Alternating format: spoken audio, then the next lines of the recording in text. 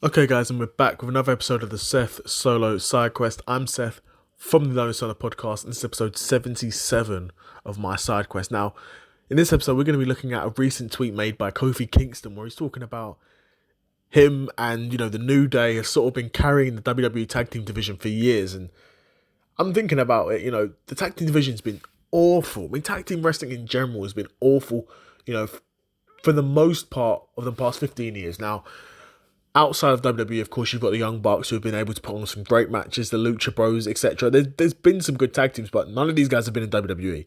If we're looking at WWE tag team wrestling, it has been pitiful for 15 years or so, where you had tag teams like I don't even know, primetime players, all just awful tag teams, guys that were just awful wrestlers that somehow managed to stay on WWE because they were in a tag team.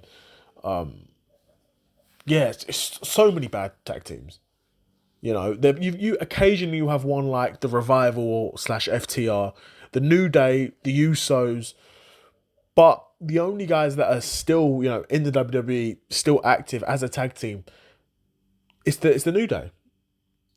Now I think tag team wrestling in WWE has been pretty awful since the Hardys were no longer a tag team. And since seems like Team 3D were no longer a tag team, there was a golden age of tag team wrestling around like the early 2000s, right? And we all know what I'm referring to. The Dudleys, Edge and Christian, the Hardys, these guys. But now we're in 2025, and we've got who? The Street Profits. The Street Profits are fine. They're fun. They're fun enough. They're a decent enough level WWE tag team, but they're no Dudleys. And to be fair, I'm holding them to like a much higher standard because the Dudleys are basically my favourite tag team ever. But I've got to agree with with Kofi Kingston's statement when he said he's carrying the tag team division. He is. And New Day have been. The past 15 years, who else has there been? The Dudleys came back for a bit. They done some good work. And the Usos are no longer a tag team. And if we're looking at it objectively, Kofi Kingston and Xavier Woods are better wrestlers than the Usos. They just are. In terms of bell to bell, who could put on a better match?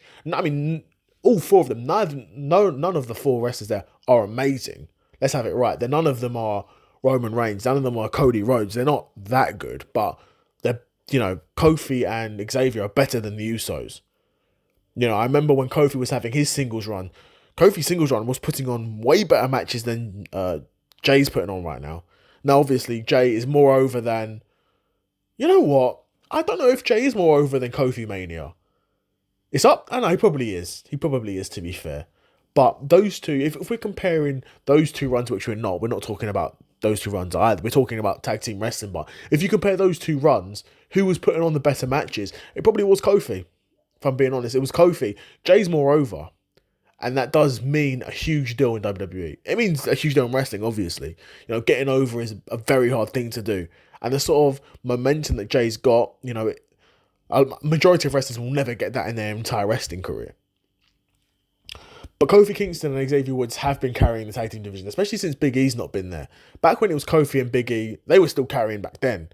I mean, the New Day are definitely WWE's tag team of the decade, of the 2010s.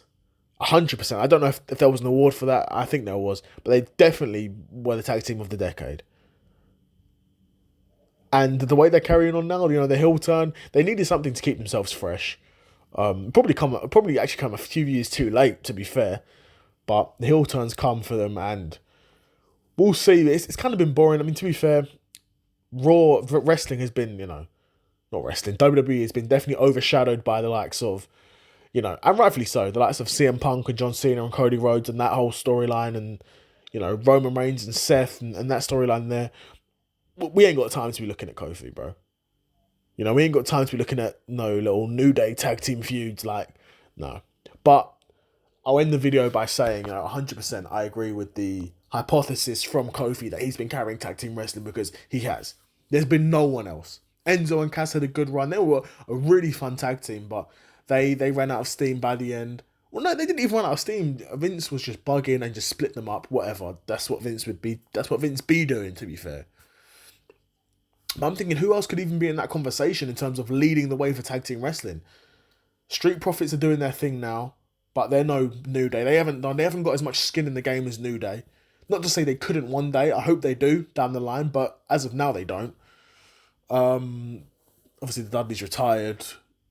The Revival are in AEW. The Usos aren't really a tag team anymore, but the Usos are the only ones that could rival that claim. 100% the only ones that could rival that claim. But even then, I think Xavier Woods and Kofi Kingston are better wrestlers than those two. So they would get the edge for me. But that's it from me. Another episode of the Seth Solo Side Quest in the bag, and I'm out.